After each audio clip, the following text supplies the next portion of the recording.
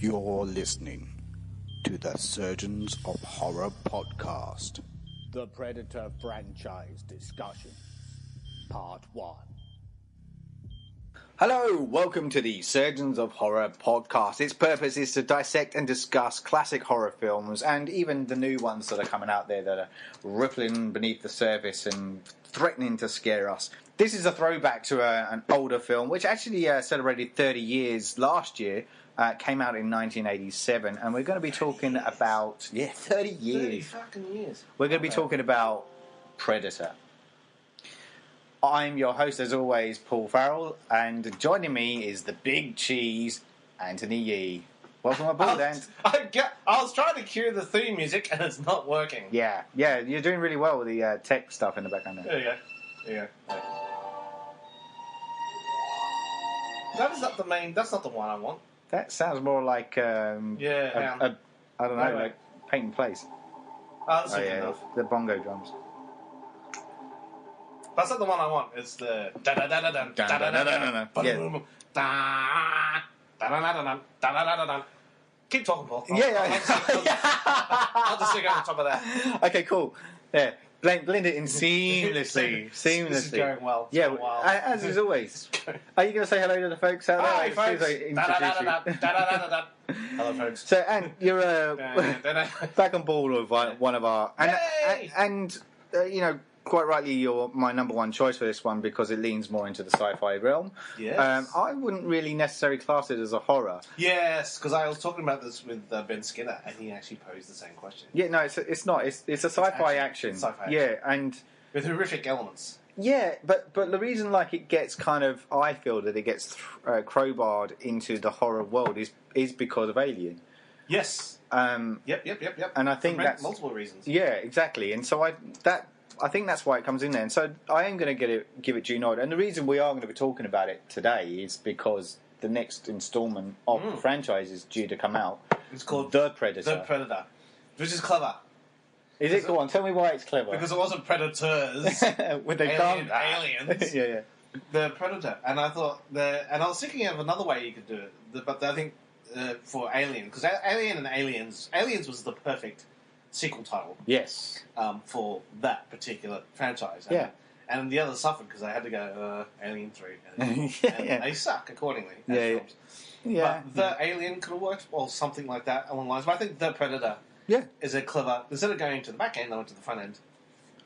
And put a prefix. They did put prefix. It's a silly thing, but marketing is important. Yeah. And it was a clever title. It's a clever title. Is it a good film, though? That's look, we won't know that obviously until it comes out, and we'll talk about. We'll touch on the trailer that we've seen as well. Yes. At the end of this, but we've got to go back to where it all began with the original Predator movie, and I saw something online recently about this, and it got me thinking. Yeah, it's spot on. As in, it'd be interesting to know if this is the most testosterone-heavy filled film ever put out there. Really? Ever? I mean, the answer to that is probably no. But off the top of my head, and particularly, I'll put a bit of a meaning behind that because 1987, when this came out, I would have been 9 years old. Wow. Yep. I wouldn't have watched it until it was then available to kind of... VHS, yeah. That would have been the time. So I don't know how long that would have been from a gap of those days because... Usually about a year and a bit. Yeah, it used to take a while. Yeah. So let's say I'm more kind of increasingly 11 years old when I watched it. This was definitely one I watched with my cousins. And I've mentioned these guys before. Yeah, you have. Every time we've spoken. We talk about our childhood and how we got it. But so this is when film and video is gripping you into your psyche. Getting its hooks into you. Yeah, so 1986, 1987. Yeah. 1984, we already established was a killer year for me from the way films impacted on my life because it was the year that both Ghostbusters and Back to the Future came out. Yeah. And they were huge on me. They were and this is, people are going to look at me in disdain, but for me, these were my Star Wars moments because I was that little bit younger. And I think I mentioned this before in previous podcasts that these were the ones I could own those films as my own. Like, because my brother and my older cousins had Star Wars. They were theirs, right? Yeah. And I was like, no, these are mine. Ghostbusters, I get, kind of fucking around hunting and capturing ghosts, and it tapped into that kind of that thing. So, and I guess at that point too, I was more still horror for me was more still about Hammer horror and that that 50s, Universal 60s, kind of Frankenstein stuff, because they're the stuff you could watch late at night, and and I became more aware. So, like, what my point is where I'm coming to Predator is that this 1986, 87 was where I was starting to become a bit aware of other films out there, and for me, like, this again might be a bit of a shock statement, but for me, this film for me was Arnie's biggest film. I think, right? yes, I agree. Yes, bearing in mind T2 hadn't come out yet, right? Yep. So a Total Recall and all those things. So this was my kind of whole. I kind of literally fell in love with Arnie and all his films that followed. Like, to me, I suddenly kind of became immersed into that whole macho kind of action-packed. And you know me, like you probably look at me for what you know of me. You voted Trump. I did vote Trump. I love him. Yeah, but he's British, so it didn't work. So no. And they were just like, "What the fuck are you doing?" Yeah, no. And I said, "All right, I'll just get Russia to do it instead." I know. Topic for the podcast. So look, my point is that when you've known me for gone 10 years now, but like you are a gentleman. Yeah, like action isn't like you look at me and go, you wouldn't. Basically, if like an action flick was coming out, I'd probably be at the bottom of your list of going, I'll invite Paul to go and see that. I'll not ask Paul. Yeah, but like I actually do really like action films. Yeah, and particularly ones with war elements in it. Like I find I'm drawn to those. Vietnam was a big. Vietnam was all over the films in the 80s, and this is very. It oozes the whole kind of Vietnamese kind of war. It's a huge statement on. Yeah, I think. Well, here's the thing: well. the '80s is an amazing decade for film. It exploded. I think. Here's the thing: how many films now are '80s remakes? Right? Yeah. Now, here we are. 2 decades, three and a bit, 4 decades almost. Yeah. All these films are coming out. Yeah. Partially because kids our age have gone on to become filmmakers and now in their 40s and 50s and they have the power to do so. Yeah. But also, how many films in the 80s were remakes of films in the 60s and 50s? Not a lot. No, that's right. Not a lot. Yeah. But the 80s was an explosion of American Hollywood. The summer blockbuster came out in 1977 with Jaws, 76. Then followed Star Wars. The Hollywood system got revamped with the summer blockbuster. So they threw obscene amount of money into popcorn flicks. Yeah. And the big formula came out, like the 80s was that decade where they just hit one after the other, from Lethal Weapon to Aliens to Predator, boom, boom, boom. Something else you touched on, Vietnam was huge in the 80s because... Well, Platoon was the other big film. Platoon was a massive film, so and that was the first film that addressed it. Yeah. And then people just jumped on that bandwagon like crazy. Because America in particular needed to sort of express itself psychologically, I think. In its psyche, in terms of expressing itself. Yeah, and because that was Oliver Stone's way of dealing with it. Yeah, that's right. And a similar kind of thing happened with Germany too, but a bit later down the track. It was like with the release of Downfall that came out was the first kind of moment for Germany where still affects. Yeah, because it was the first time a German director had done something which was based in that setting. It's part of their psyche, man. I kind of applauded that at the time. And since then there's been like a wake up. German cinema almost, and I'm not saying it's down to Downfall, but around that time there was a huge boom in German cinema as well that happened, which was interesting. I dated a German girl a little while back. Yeah. East German. And I took her to a holiday up the Gold Coast. Yep. We went to all the tourist traps, Dream World, Movie World. Went to the Australian Outback Experience, which is you literally sit in a big sort of amphitheatre, like in a U-shaped amphitheatre. Sitting in the middle of the floor is a giant dusted floor, and they reenact moments from Gallipoli using horses and explosions and helicopters. And whilst you're eating a steak.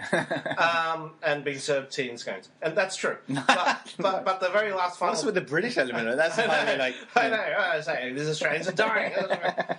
But throughout it all, the big climax of the thing is they get like 24 horsemen ride around in a big circle each one carrying a giant fuck off Australian flag. Yes. And the one outtake, not the one outtake, but the first thing my girlfriend at the time said to me is like, "Oh, you'll never get that in Germany." I said, "What are you talking about? You don't wave the German flag unless it's the World Cup. That's the only time people will get patriotic, and it's okay." Yes. But every other time, they're so scarred on what had happened. Yeah. You just, we tried to take over the world. That's it. And then obviously, these are good people we're talking about here, but when your nation has done that, yowza. Yeah, it's fascinating. Well, this is exactly it. And, and this is the thing. And it's funny because I mentioned this in...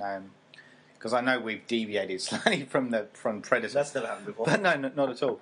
But this is something I was mentioning to Nick in a previous podcast. Is that I'm a cinephile at heart. So even though horror's my speciality with these podcasts, there's a lot of films out there that really impacted me.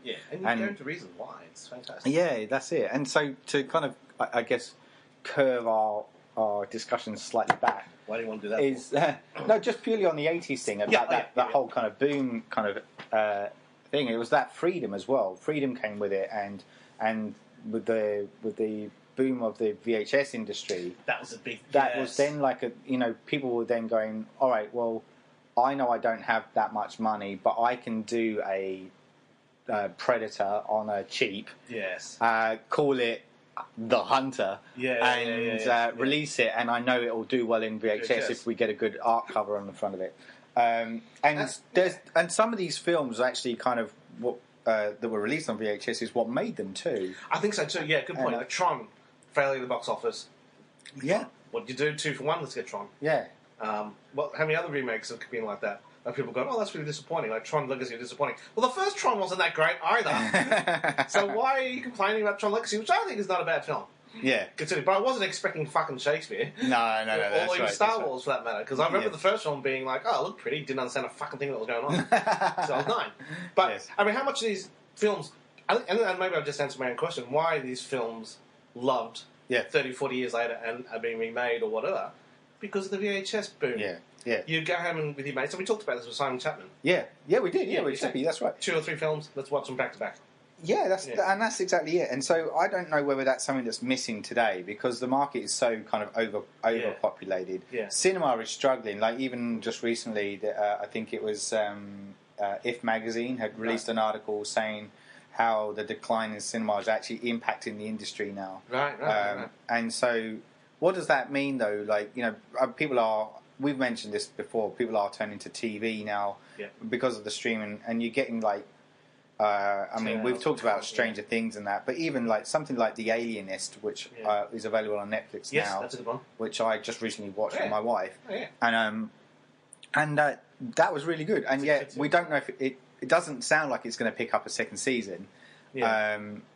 Does it need it? Maybe not. I don't think it does. But it was good, and I enjoyed it. So my point is that there's other avenues to explore. Yeah. But how do people then discover these things? Because we don't have like the VHS store these days. Yeah. We've got online kind of streaming, platforms. Like I said, with Netflix and the like.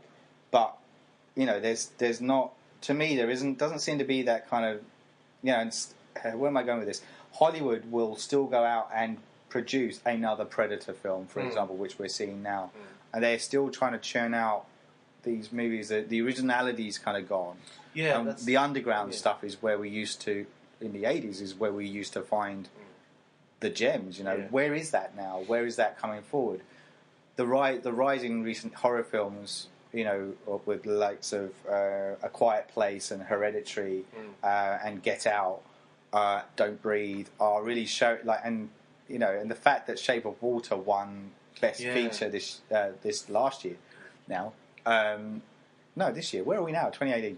This year is an example of how people are suddenly. I've seen, again, another article saying, why has horror been such a downtrodden kind of genre, but why is it now getting recognition? Why is there this sudden waking? And I think horror again is the only. You could argue this point, and feel free. But it's the only genre out there at the moment that has still has that freedom to explore and express. Okay. And because I think because it's been ridiculed in the past, it's easy to kind of let things kind of go a little bit more, as in like be made. I mean, and so there's a bit more avenue for creativity to come, to come, and political points being made, get out being made. Yeah. I don't know if you could do that with a drama film and have the same impact. Well, I think there were two points I agree with. I love the fact, by the way, that we're 16 minutes in. We haven't even spoken about Predator. 2 points. I'll try to be real quick. No, that's all right. Firstly, I love it.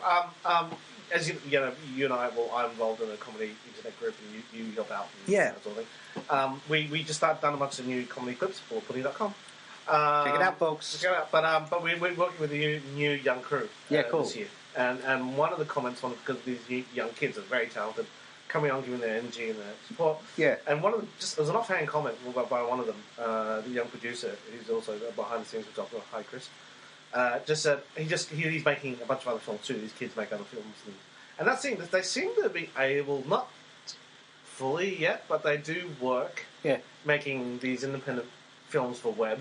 Yes. And they make a little bit of money off it, so it's like the new sub-industry. He and Esther, lovely Esther Rosenberg, our designer and illustrator, she's working a lot, and that's how I met him through her. But he just made this offhand comment, because, you're making 2 other films at the moment. Yeah. And I said, it's another horror film. Yeah, but it's easy to make horror. Mm.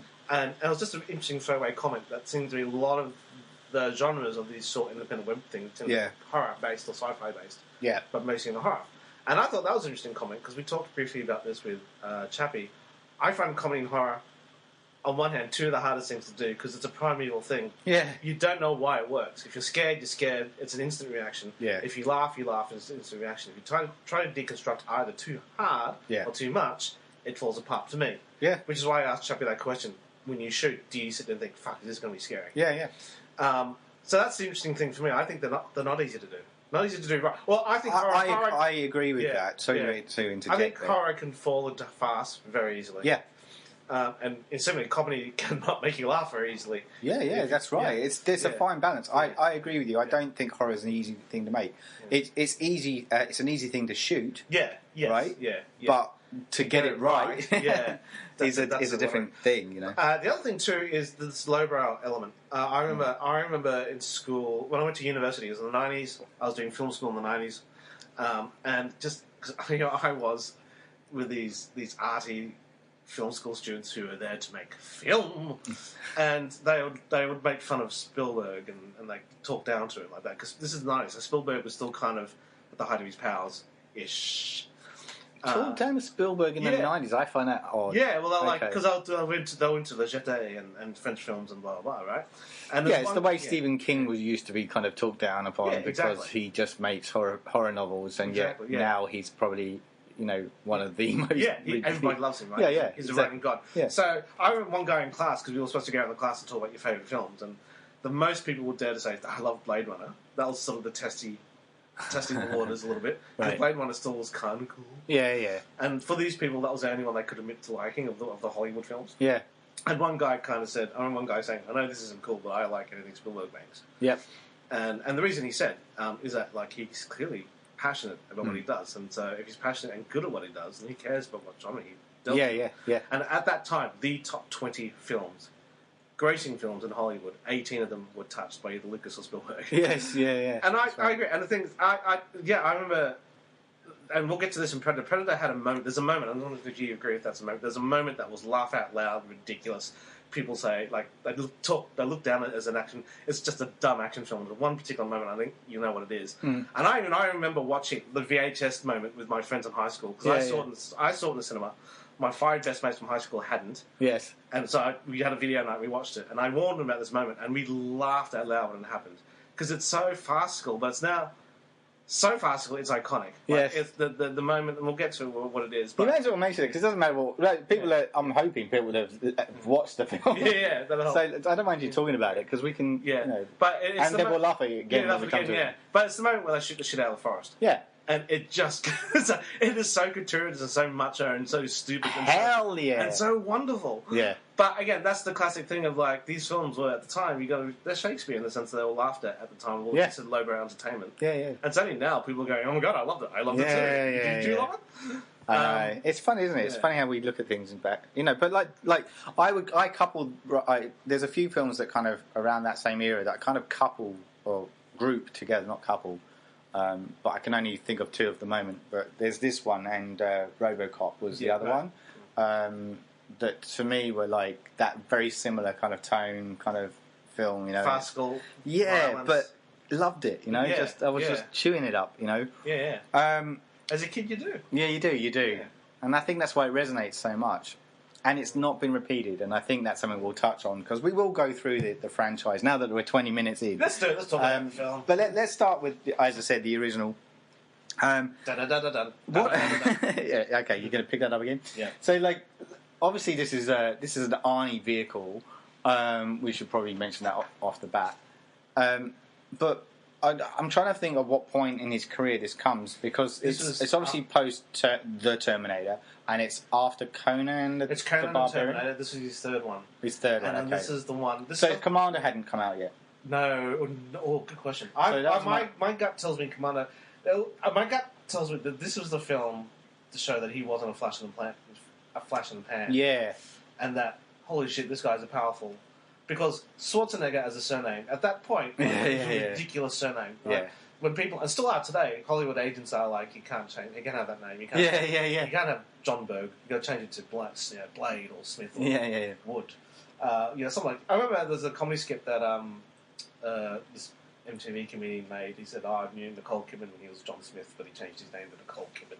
What a great name that was. But this was the one that showed that all due to Arnie, he stayed true to himself. He found a niche that worked, and people just ate it up.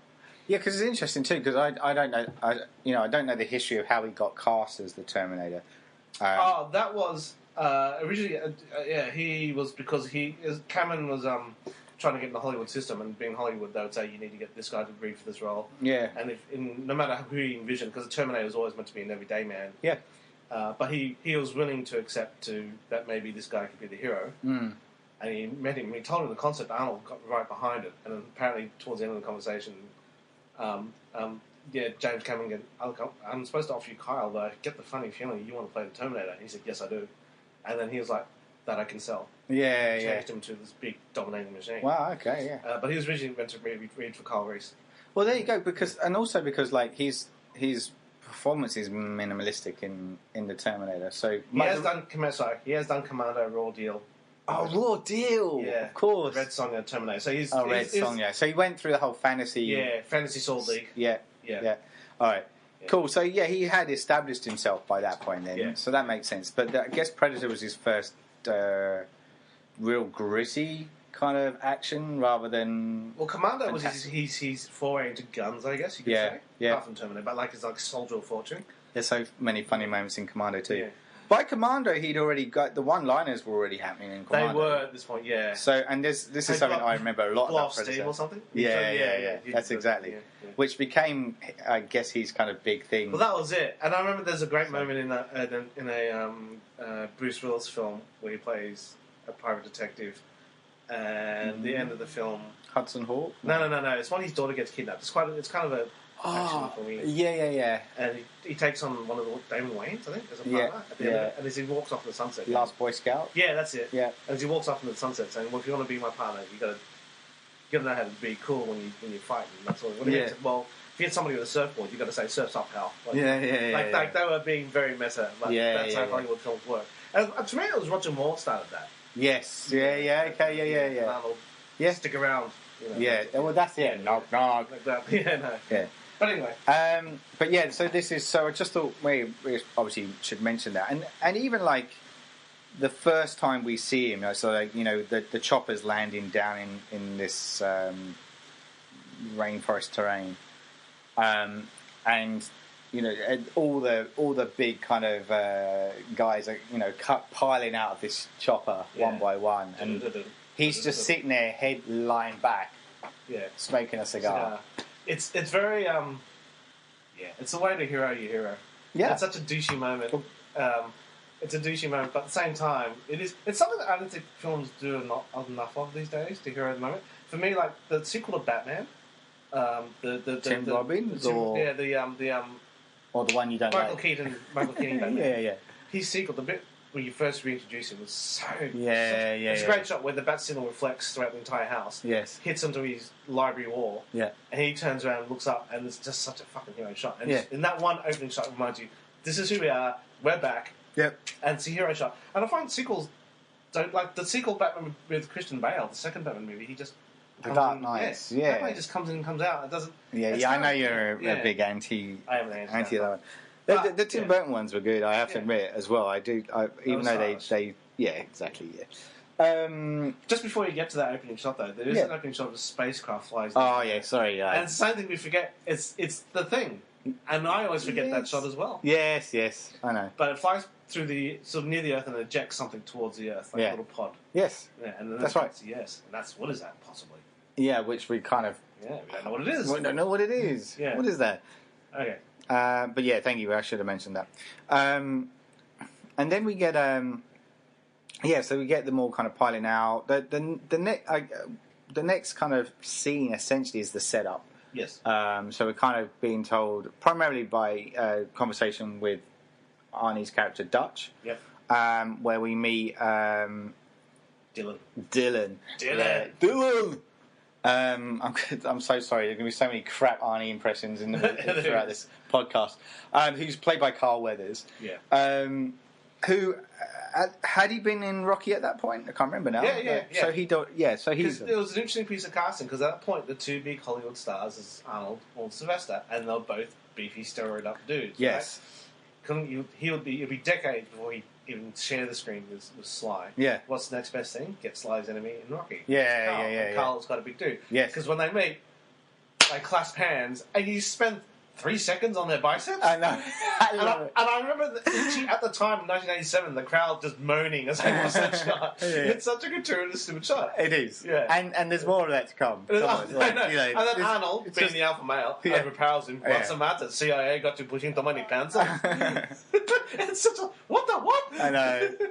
Because he has to concede. Like, Dylan has to concede because this is Arnie. Arnold, like, So it's... Yeah. It's interesting, but yeah. Look, so the idea is that they set up the fact that the reason that Dutch has been hired and his team is to kind of get in and get out, essentially, to rescue a previous team that's gone in. Yeah, that's exactly it. Yeah, so. Obviously, as the story unfolds, that isn't true. Yeah. But that's what we're led to believe, and we are aware because, like, even there are hints early on when Dylan's kind of fishing around, going, why didn't you do the Libya thing? Why did you turn that down? And he says, Dutch says, it's not my style. Yeah. You don't have any style, and he kind of said, we're a rescue team. We're not assassins. Yes. Yeah. So look, the penny's already been dropped that something's happening. So the official cover story was a chopper went in to grab other people. Yeah, from memory, and they've all gone missing. So yes, they're now going to get a rescue team to send in the rescue team. That's right. Which is one of the charms of the Bermuda Triangle.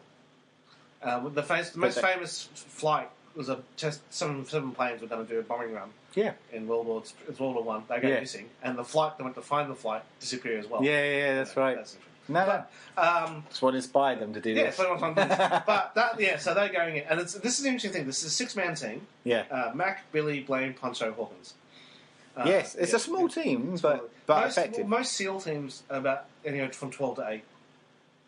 Because that was the nature of them. And they're not SEALs, they're special forces. That's right. There's regular forces, special forces, which is like Rangers, not Rangers, Green Berets. Oh, yeah. And then you get there's like counter-insurgent, which I think is where these guys are at. Sure. And then counter-terrorist is the elite, that's the SEALs and SAS and Delta, which these guys feel like they're a rung beneath. Okay. But the interesting thing about them is that, and this is me as a kid, they're so unorthodox. Yeah. Like Jesse, who's Jesse Ventura plays Blaine, and he's the other big dude in the group. Yeah, and he has he's the other power builder. He is. And he's got an MTV T-shirt on. Yeah. And you got Billy, Hawkins. He's wearing glasses. Yes. So straight away, I remember thinking, this is interesting. These guys are clearly they're above the rules because they clearly have exceptional skills. Was the first thing I thought. I didn't think that's not accurate. That's bullshit. Yeah. I'm thinking, actually, these guys you have to take serious because they're not typical army. Yeah, yeah. And apparently that's true with Delta Force and SEALs, particularly Delta, because they tend to do insurgency stuff. Yeah. They have to look every day. So a lot of them are unkept, a lot of them have long hair. Yeah, yeah, yeah. And apparently they lack a lot of discipline. And they look down on Rangers. And right. the whole hoo-ha thing and the whole ooh-ah, they look down on it and they think it's a bit of a joke. Yeah, Because sure. they're more individuals. They're trained to work as individuals. Yes, yes. And apparently it's a big thing. I read this during Black Hawk Down. Because Black Hawk Down was about Rangers, but they had a Delta contingent. That was good. Yeah. And the Deltas would always, when they would make a plan, the Deltas would argue amongst themselves as to what's the best plan, because their egos, it's all about their ego. Yeah, sure. So it was interesting to me that this team, clearly, they're an unusual team. They're not typical army. Mm-hmm. That's the impression I got. Which is, again, it's very just subtle imagery like that. Yeah, yeah. The glasses is what got me. That one of them has glasses. Yeah, that's right. So we probably should mention at this point too that I did say at the head that this came out in 1987, which was the year after Aliens came out. Yeah. So and there was always going to be a comparison when you have an army unit going in to infiltrate. Yes, right? yeah, that's cool. Yeah, good point. Yes. So and they were all they are a group of. In Aliens, they are individuals in their own right too, and and we have the Joker of the Pack too, with the Bill Paxton character in Aliens, and then Hawkins' character in this. Yeah, being the clown who tries to get a joke out of Poncho. Yeah. Not out of Poncho, out of Billy. Out of Billy. So because Billy won't laugh. Billy's the Native American guy who's played by Sonny Landham. But there's a bit in the helicopter that they're traveling, which is with the song going. Very Vietnam, because they got they got a ghetto blaster blowing noise. That's it. Very, very Vietnam. Yeah. And at one point, Poncho throws something at Billy because he's not looking. Billy just catches it out of midair. Yes. So straight away, and they laugh. So you can tell these guys are exceptional. Yeah. And B, there's a lot of respect amongst them. Well, that's the other thing too, because as you said, just to touch on the Hawkins character, because on face value, he looks like a geek, right? Yeah. He's got the glasses. Yeah. He's reading a book. Well, a comic book. Yeah. It's a comic book. Yeah. But he's still kind of, and so you look at him and go, how do you fit in? Like if you line him up against everyone else, he doesn't quite sit right, but the fact that he had those reflexes then kind of shows you, okay, he's more than meets the eye. Which I thought was really good, and also because he jokes around too, so he kind of lessens that kind of. Yeah, you can tell that each one is there for a reason. Each one has a skill. Like Jesse Ventura is huge. He carries a minigun, which is the first time you've ever seen anything like this. Yeah. Mac is the machine gunist. Yes. And you get Billy, the Indian. Yeah. He is spiritual. But it is, you get the impression that this guy is some serious work, and they rely on him heavily as the tracker. And Well, that's right. They do. And Poncho. They're all there. I mean, I know the guy who played Poncho was a real life military dude. Okay, so that's Richard Chavez. Yeah. So because to me, he was the one that, like, when you look back at the movie, he's probably the least memorable. And yet he's like... He's the closest to the Hudson character. Second to last kind of... To die, guy to die, And you're just like... There's a theory... How does he last that long when he's not that memorable, Well, there's a theory about how the Predator knocks him off. Okay, I was going to ask you about that. So maybe we can talk about that as we go through them. Yeah. But so I guess to go back to the helicopter, as you said, blaring Long Tall Sally, they're on their way down. We kind of get a bit more insight into their characters here as well.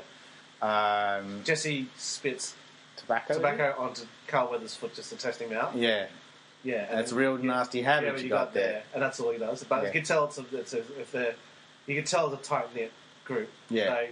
They're not comfortable with anybody joining them. No, and he wasn't meant to be joining them, but it was apparent he went under the guise of I've got to follow my orders too. Yeah, it's his team and he sent in. But it's interesting. Again, it's a really interesting way. A good lesson in writing is to show, don't tell. Yep. And just get across straight away everybody's relationships with each other. Yeah. It's really, really cool.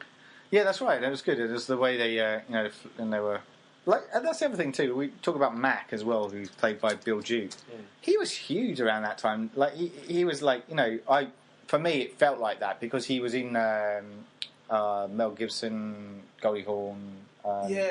Flick, which I've forgotten the name of now. Where he fights Arnold in Commando. Oh, does he? Right. And he says, "I'm a fucking Green Beret, motherfucker," and then Arnold goes, "Oh, he's Green Berets for breakfast." That's okay. Didn't realise that was him. That's him. Yeah. But he's like he was. It was kind of almost like he was in. It felt like he was in everything. Like during, like if it was an action film. Yeah. He was in it.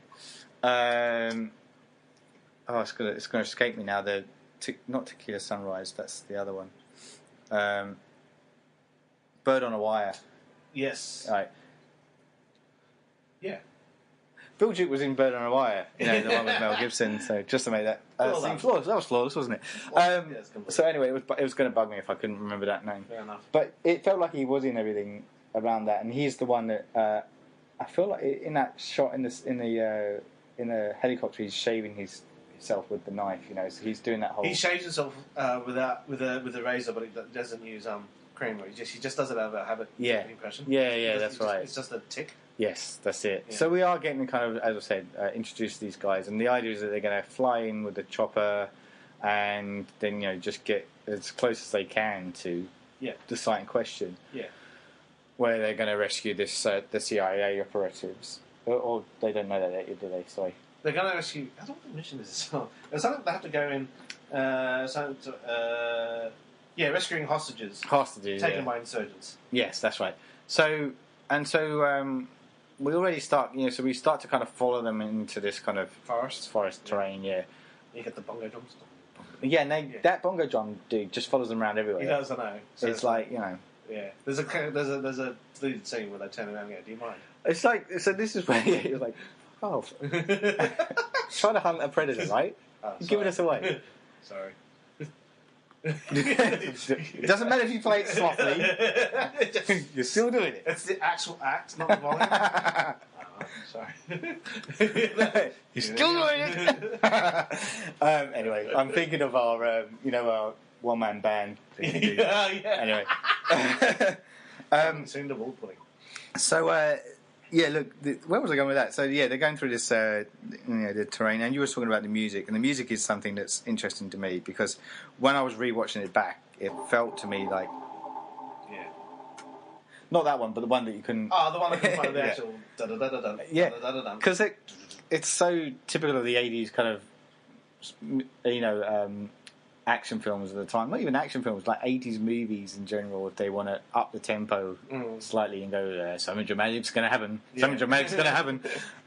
And when you look back at it now, you just go, everything's a bit more subtle these days, or they try to be subtle. Yeah, I think the bass tone from found footage did this, but just a bass drone. Yeah, that's it. Just do things like that, but yeah.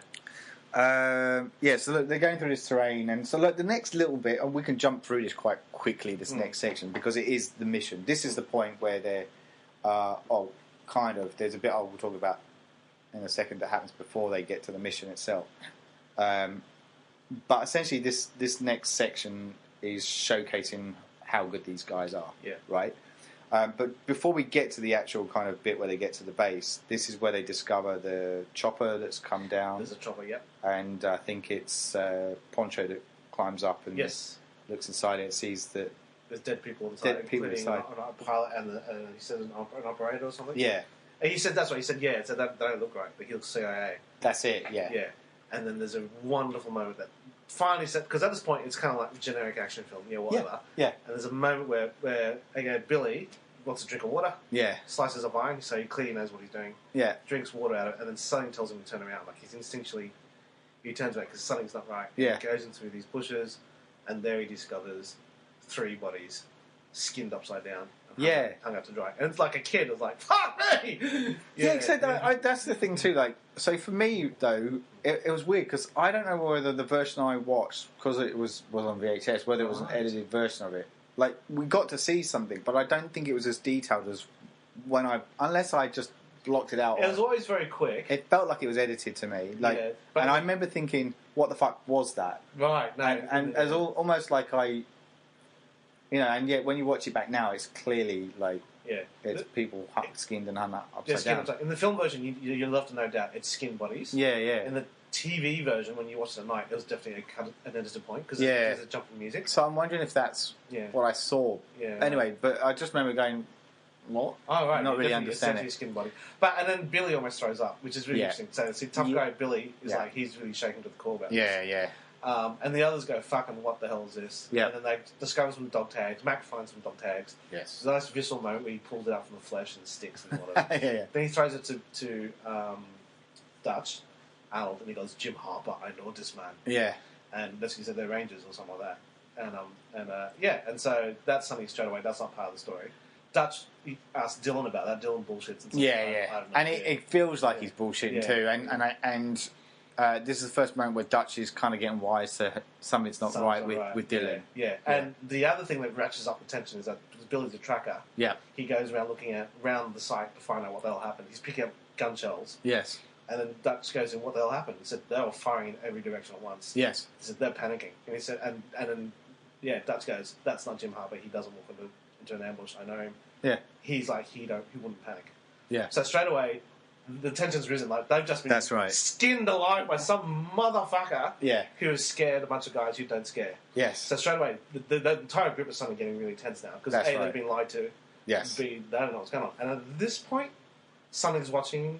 Yeah, that's where we start seeing it from the Predator's point of view. And this is so great. It's an amazing sound design. It's infrared. Yes. And the voices are distorted. And it's to me, it's such an iconic moment in the film. Like, and it's repeated a few times throughout. But often when somebody says to me Predator, I always have to, I can't help myself, but I have to go and then do the over here. Yeah. And the way this moment happens is, I think it's just after this. Yes. But they're running around. Yeah. No, it's not. No, what happens is they're actually running around and Dylan slips. Yes. And then Matt goes back to him and says, you do that again, I'll fucking kill you. Yeah, that's right. And you get a real sense that they really don't want him here. Because as a team, they know how to work a six-man team. That's right, yeah. He's heavyweight. Yeah. And even though Dylan is formally trained, yeah, there's a synergy, isn't there, that a team would work to, and he's not part of that. But the Predator is taking audio samples. You don't know it at the time. No. But he's hearing sounds that he's just recording them. And there's a reason why he's doing that. Yeah. And it's really fucking clever. Yeah, it's great. Yeah. I love it. It's like, to me, it's such a... it's what I remember going around repeating it afterwards, after I watched the film. And just, it's cool. So you're right. So there's this tension bit built, and then we get to the bit that I mentioned where this is a bit where they get to show off on... You see how they work as a team, and they basically kind of lay siege on the camp. Yeah, the camp, it's the classic 80s film. These guys outnumbered, 20 to 1 doesn't bother them. No. They'll just fucking shoot everybody. The funniest bit is the bit where Arnie goes in. He just decides to lift this fucking truck up and let it fly. You're not going to be discreet, are you? Just touch a bomb to the truck and off you go. Yeah. But there's a moment. This is a shout out to one of my school friends, Scott Simpson, if you're still out there. When we were watching it, there's a bit where Arnold comes up to the bushes. It looks really fucking heroic. The camera's on him. And then he hands his gun off to Poncho. Yes. And Poncho gives him his binoculars. Yes. Because Arnold's used to just having effectively just servant moment. Yeah. But my friend Scott, when he saw it, said, I'd take this man with my binoculars. Funniest fucking thing 17-year-olds have ever had in my time. He goes in, they crawl in, Commander style, check out the place, and decide to just fucking attack it. Yeah. And they just go in three groups of two. I think so. Yeah. I think that's right. Yeah. And Poncho and Jesse Ventura's character. Yeah. There's a great bit with with those two, the interaction between those two, where Jesse Ventura's kind of lame. Same Jesse Ventura is standing underneath a tower, I guess, what it is, and he said they've been holed up in there for ages. Stuck in like an Alabama tech. Yeah, and he's like, "You're bleeding, man. I don't have time to bleed. Do you have time to duck?" He just fires his grenade launcher straight in the air. I love it. It's really cool. So basically, they wipe out the camp of 20 people. There's one of the bad guy Russians is the bad guy that was always in those 80s films, and he always plays a Russian character. Yeah. And then, the climax is that, there's a bit where when they first scout out the place, this Russian guy shoots the last of the hostages in the head, and then Arnold says that they're dead. So let's just go in. And he kicks down the door. Knock. He uses a grenade launcher to shoot a guy through a window. Yeah. Just a word of warning, kids, if you do that in real life, the entire room would explode. And he throws a machete through a guy right to the chest, pinning him to the wall. Yeah. Stick around. Yeah. And then they've secured the place, and there's somebody behind him, and he turns around, and it's a girl. Yes. And it's a female gorilla, and he knocks her out. Boom. So they've wiped out the place now. They've shot everybody. It's a human, not a gorilla. A human gorilla. A gorilla fighter. Right. Yeah. And then Dylan's going through all these notes, all the paper, all this intelligence. Yeah. And that's when Dutch tweets and just figures out. Yeah. So Dutch This is more than we hoped upon. Yeah, so Dutch confronts him about that. Yeah. And says stuff he's done. And Dylan's like, I had to give you a cover story. Yeah. Otherwise you wouldn't come in. We're all expendable. We're expendable. And Donald does a classic Alan line, bullshit. Yeah. It's at this point, two things happen. Yep. Mac calls over to Dylan. Yes. Come over here. Yes. He says, over here. And Dylan goes, what? He goes, turn around. And he turns around, and then you see Mac pull a knife and is about to stab Dylan in the back. Yeah. And Dylan turns around just to realise that he's actually stabbed a scorpion that's on his back. That's on his back. And kills the scorpion. That's right. Wipes the scorpion on a box. Yes. The Predators, audio captured that. Yes. Captured the two words, turn around, over here, turn around. And then anytime. Anytime. Yeah, because he said thank you. Yeah. He said anytime, yeah.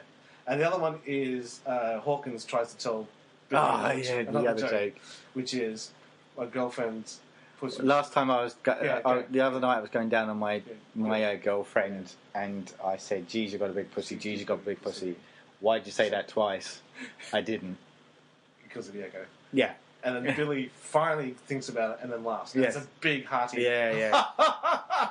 And again, that's audio captured as well. So, jumping ahead, is that the same audio that's used right at the very, very end? Yes. Okay, cool. Yeah. I thought so. I didn't realise that until I rewatched it recently. Yeah, right. I thought that was his laugh. No, and then I was rewatching it and I went, oh, hold on. Yeah. I don't know why I didn't pick that one up. It's really... Yeah. But then comes the interesting bit. They decide, okay, they got to get out of here now. Yes. So Billy the tracker picks a path and they follow. Yes. Arnold takes off his jacket at this point, so he's shirtless. Exactly. Well, yeah, he has to. He has to do it at some point. And they all go walking off the strip, taking the girls as a hostage. Because Dylan wants to take us a hostage. Yeah. They don't want to, because they don't want to be encumbered any further than they already have. That's right. So he goes, she's dead weight, she's a problem, then she's on you. Yeah, that's right. And he wants to take her, and they walk off.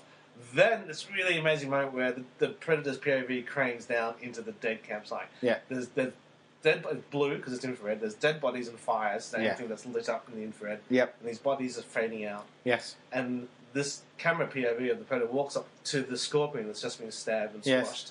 And then the music rises as its hand goes in and grabs the scorpion. So the first time you see what it is, and it's got 5 fingers. Yes. But unusual claws. Yes. So I think it's just so clever because it's human, but it isn't. Yeah. So again, you're going, what the fuck is this thing? Yeah. Yeah, and it grabs the scorpion, and it's going through the audio capture of turn around anytime. Is it destroyed slightly by the fact that the scorpion's the wrong way round when he picks it up?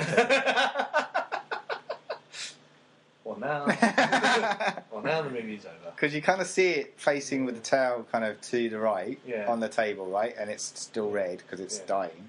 And he puts his hand over it, turns it round, and the tail's pointing downwards. And the way he grabs it, there's no way that it could be that way round. This is right up there when people realise that Indiana Jones has no bearing on the outcome of the Raiders of the Lost Ark. What? There's a famous nerd theory. Not theory, it's a fact that people have pointed out. Yeah. Is that if Indiana Jones wasn't in Raiders of the Lost Ark, the same result would have happened, which is they would have opened up the Ark, the Germans would have opened up the Ark, and they all would have died. Yeah. After everything he'd done, he didn't have an effect on the outcome. I see what you're saying. Yeah. Apart from the fact that it did end up going back to America. Yes. Although he was supposed to bring it to a museum and he failed to even do that. So yeah. It's a bit useless, isn't he? He is. Yeah, it makes a lot of people go, I think it's brought up in Big Bang Theory. Yeah. But it's been around for ages. Well, they were always going to open the Ark and they were always going to die because they were always going to look into it. So, yeah. Everything he'd done at that point, didn't know. Nah. Anyway, but it's still a good film. But yeah, I think it's wonderful because again, it's that balance of this film does, looking back, it balances a lot of things really beautifully. The fact that they gave it a humanoid hand, so it wasn't completely alien, but clearly was. It just makes you go, "What the fuck is this thing?" Yeah. So yeah, anyway, nice stuff. So the guys are now moving. They're now on their own permission to try and get the hell out of here. They're moving. And again, I love how this one film you get the instant dynamic between these guys. Yeah. And you start postulating your own theories as to who they are and what they do. Yes. But there's a bit where Billy, because he's a point man. Yeah. If he stops, they all stop, and they won't move unless he does. That's right. Sorry. And then he won't say it. He just stops and he stares. Yes. And the Predator's staring back at him. Yes. And this is part of the theory of why the Predator knocks off who he does in the order that he knocks off. Yeah. Okay. Cool. Because I think the Predator. Okay, what the theory is now. Basically, the theory is through this voice analysis, somebody's postulated by studying them and based on their voice analysis and their dynamic between them. Yeah. The Predator ranks who's the most dangerous to the least dangerous. Yeah. And he kills them off in reverse order. Yeah. So he kills off Hawkins, and Blaine and Mac, but he leaves the last two is Billy and Arnold. because he realised that Billy is very, very dangerous. Yeah. Because Billy relies on more than just his normal 5 senses. Yeah, sure. And obviously Dutch, being the leader, is the last guy he wants to kill. Yeah. So that's why he shoots him in the order that he does. But then we need to talk about Poncho in the middle of that. Yeah. Okay. But Poncho technically was wounded. Yeah, I know. And there's that other theory of, like, if you're not a threat to it, he won't attack you, which is the girl. Yeah, that's right. So it's interesting. Yeah, we'll go through that. And maybe as we go through the kills, as I go. you can mention why they are the weakest, I guess. Well, the two that, Billy Hawkins carries the wimpiest gun, which is a Heckler & Koch submachine gun. He doesn't have a big manly M16 like Arnold. And so that's what he looks at. It's purely how big their guns are. You've got a shit gun. But then why does Blaine then get killed? He's got the biggest gun. He's got these, so it means sizes and everything. It's the width. So it's the girth, really, isn't it? Anyway. So there's a bit where Billy stops and then he won't move, and then the others are going, he's not moving. And then Al literally says, "What's up?" And he won't talk. And Al literally grabs him, and he's pissed. Yes. And he's scared. Like, what is wrong with you? Because apparently you get the impression that he's not like this. Yeah. And Billy goes, "There's something in the trees." And he's like, "There's nothing there." And then after a while, Billy goes, "My mistake." Yes. And that's more unsettling than anything else, that you get the feeling that he doesn't make these sort of mistakes. No. So the fact that he said that is just completely throwing them all off. Yeah. So now they're really fucking tense. Yes. And the girl at this point takes the note that this is going to run. Yeah. She ends up knocking Hawkins with a log. No, it's Poncho. It's Poncho, is it? No, hold on. There's a moment, there's a bit of a tackle, because Dylan's going to be looking after her. Yeah. He goes to see what's going on, and Poncho comes in to take over. Then Poncho then moves, and I think that's when Hawkins. But they both look at it, and this is a leftover from Vietnam, where they both think, they look at it and they smile, and you kind of get the impression that they're going to give it nylons or Hershey bars to try and find, Yeah. So it's a bit creepy. Yes. Particularly in the post-Weinstein age, a bit creepy. But yeah, sure. She knocks out one of them. It's Poncho. She knocks him out. Yeah.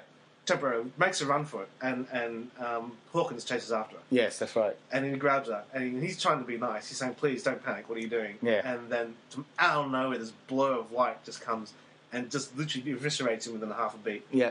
Blood splatters over the girl. She's just like fucking shot. Yeah. And he gets dragged off into the bush. Yes. And so you're like, oh. And I remember at the time thinking, what the hell was that? Yeah, it was really quick. Yeah, it was very quick. It wasn't covered exactly well, because I think they didn't know how to present his special effect when he's camouflaged. No, that's right, yeah. And when he's camouflaged, there's light bent all around him. But anyway, he gets dragged off into the bush, and the others go, fuck! And they think she's done it. Yeah. And so they go chasing off after him. Can't find what the hell happened to him. Yeah. They interrogate her. Well, they find out that there's... Well, Poncho finds the remains of... That's right, Hawkins and they find the remains of his gear and his guts. Yes. But they can't find the body. No.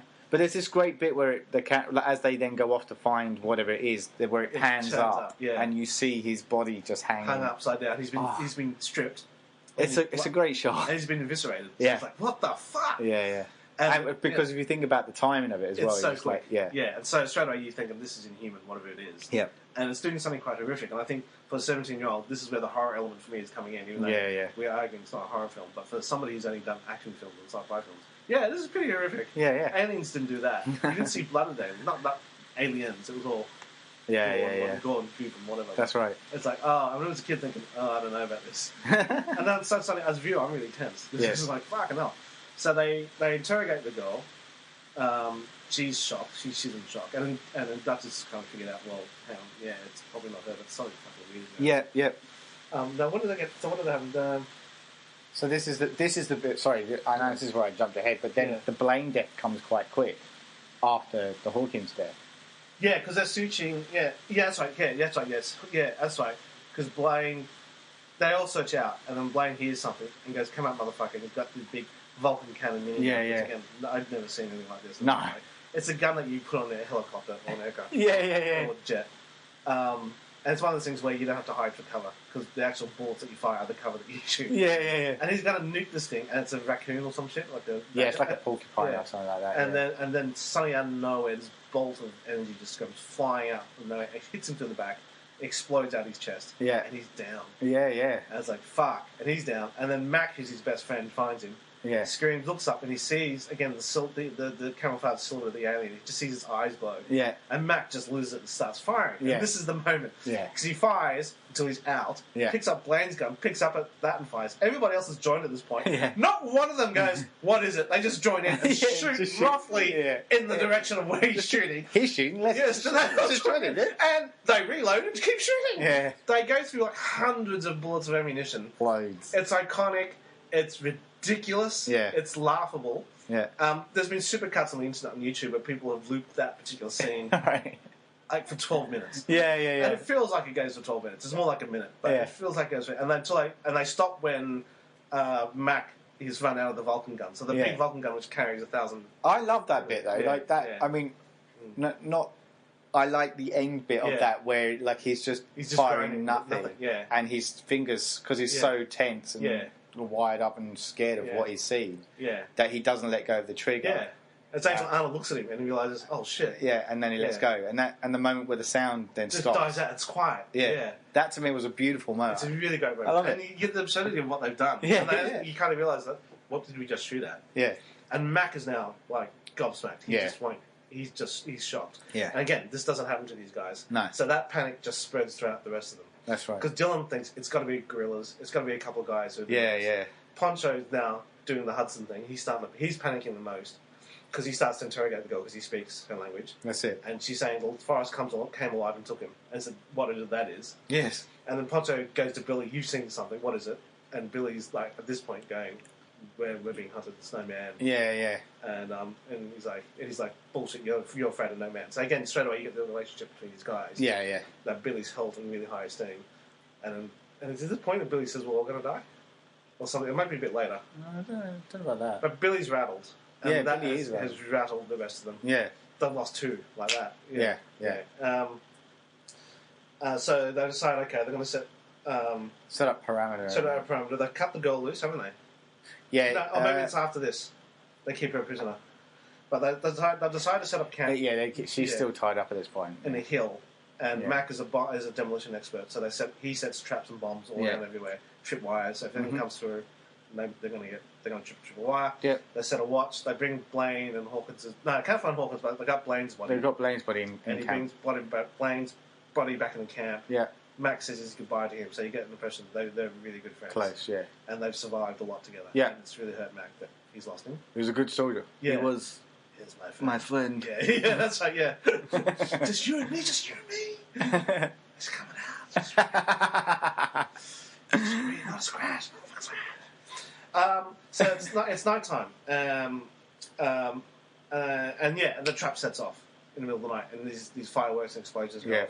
And Mac just flings himself at this creature that set off the track. Yeah. He's got a knife. You see him stabbing a knife into something. Yeah. There's blood going everywhere. Yeah. And by the time he settles down, the other guys put a torchlight on him. They realise he's killed a pig. Yeah. A wild boar. Yeah, which we're going to go and see a film tonight. Yeah, we are. Well, about a boar. And then Poncho goes, did you bring enough for everybody? Which for some reason Billy finds really funny. And he starts laughing at it. And then Mac tells Poncho to fuck off. Then they realise, oh, where's the girl? Yes. They think she's run. They've gone back. They found out she's exactly where they left her. Yeah. Because she's just as terrified as they are. That's right. And the creature came back to take Blaine's body. Yes. And that's when the next day Arnold realises, well, she's not in on it. That's right. She wouldn't. Yeah, she doesn't want to leave us because she knows that we're the only chance to protect her. Yeah. So he cuts her loose. And it's the next morning. The next bit's where they try and set up a trap for it. Yeah, set up a trap, and Dylan thinks this is bullshit. Yeah. And then Arnold says, "Why don't you just fucking help?" Yeah. So it's a chance for him to take off his shirt and pull stuff. That's right. The muscles. And they set these schoolboy, these literally like old school fashioned bear trap, like 18 MacGyver. Yeah, like 18 stuff. MacGyver bullshit. Yeah. They got the girl to help. Yeah. And they sit and they wait. And the girl at this point tells a story Yes. that this happens. This has been known to happen in the forest, but only when it's really super hot. Right. Yeah. So this has happened before. There's legends of something killing people in the forest. Right. Only in the hottest months, and it's very hot and humid this particular summer, I'm guessing. Yeah. There's a bit where Mac is, because again it's his fetish, he shaves himself, and then he stops and he presses the razor so hard into his cheek, he cuts himself and snaps the razor. Yeah. Which again at 17 I was just starting to learn how to shave. I'm thinking, oh, that really hurts. And then there's a bit where, so they're in the clearing. Arnold... did Arnold figure out that it's using the trees at this point? Yeah, I think so. I think they're using the trees. Yeah, there's any way it could have come in. Yeah. Guess what, because it didn't set off any other traps. No, that's right, yeah. And he walks out into the clearing to see where... Because they hear... Billy thinks there's something out there, but he doesn't know. Arnold comes out, walks right in the middle of the open. This was what they used as the freeze-frame still image when it was on TV. Oh, do they? In the ad breaks was that bit where he's out in the open. Oh, really? Yeah. Okay. And then you think he's going to get shot. It's really tense, and he just drops his guard and he turns back, and that's when this creature sets off a trap. Yeah. And he gets yanked up in the air by a rope. Yeah. But you can't see its body. You just see leaves flying everywhere. Yeah. It escapes, and it runs, and both Mac and Dylan chase after at this point, I think. Yeah, that's kind of what happens. Yeah, like essentially, Mac and Dylan say they're going to go after it, whereas but Poncho gets injured. Yeah, because one of the traps they set, which is a big swinging log, a la the Ewoks. Yeah, yeah. I can still make it. Still swings down and just basically breaks every rib in his chest. Yeah, so he's out of it. Yeah. Mac and Dylan chase after after it, and Mac actually flanks it. That's right. Yeah, but Dylan is lost, and you hear this over here. Turn around. You miss it. There was a bit before that, though. Is it? Mac gets killed first. No. That's what I'm saying. Mac, when Dylan's stalking it. Oh, right. And he gets separated, and you hear this over here. Yeah. Turn around. And you don't know if it's the alien saying it or Mac. And it's actually Mac. Yeah. But Mac is trying to get Dylan out of the cover because Mac has actually flanked it. He actually knows where it is. Yes, that's right. Puts his hand around Dylan's mouth and says, look over there. I see it. And you see, I see you. And it's basically this silhouette of light moving. Yeah. It's odd, but they can track it. And then Dylan goes, let's flank it. Let's do that. And goes, yes. So Mac does it, and Mac crawls underneath some logs and stuff. Notices there's a laser light tracking his arm. Three-point laser light. Looks up and realizes, oh no, the predator's right on top of him. Blows his brains out. Which is a great shot. Oh yeah, his brains underneath. Yeah. And it kind of, because the blood covers the camera. And then Dylan comes out and he's just going, Mac, where's Mac? And then he sees Mac's body. Yeah. Basically. It's kind of a weird thing because even though Mac lost the top of his head, you see his head upside down, but you don't see the top of his head. No. It's kind of a weird shot. Yeah. But he's dead. And that's when Dylan's arm gets shot off by another laser bolt. Oh, so this is again one of those iconic moments where he completely loses his arm while he's shooting the gun. It's and still falls down on the ground, and they're still holding shooting the gun. Yeah. Then the camera rips around as he's got another gun. Yeah. Which he rips around in his left hand to try and shoot. Because he's hard as nails, right? He's in shock. Yeah. I remember, and in the old VHS version, if you have it, when you swing around, you could see his arm underneath the fake arm. Which they've since digitally removed. Yes. But at the time, he was like, oh, yeah, okay, I can see that. But by the time he swings the other gun around to try and shoot, this thing has just run at him. And these blades are now coming out of his hand. So you see more and more of this creature. Yeah. These blades come in his hand, and he usually, again, eviscerates Dylan and stabs him through the gut, to enough to lift him off his feet. Yeah. He's gone. So now there's just Billy, Arnold, the girl, and a really wounded Poncho. Yes. And they're on the run now. You've been listening to the Surgeons of Horror podcast discussions on the Predator franchise, Part 1. Part 2 will continue in the following episode. Music supplied by Peter Nezik. For more discussions or podcasts, head over to surgeonsofhorror.com or head over to our Facebook and Twitter sites for the latest news and updates.